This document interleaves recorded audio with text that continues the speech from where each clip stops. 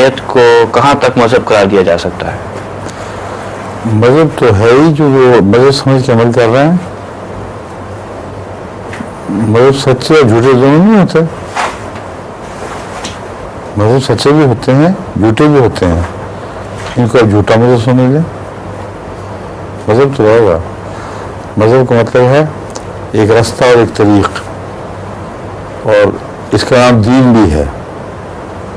और जहाँ तक लफ्ज़ दीन है, इसका ताल्लुक़ महज सच्चाई से नहीं बल्कि झूठ से भी हो सकता है।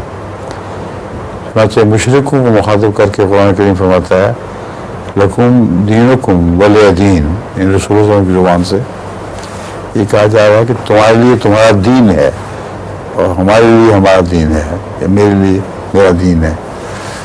तो मज़हब और दीन ये दोनों लफ्ज़ सच्चों पर भी इस्तेमाल हो सकते हैं, झूठों पर भी हो सकते हैं।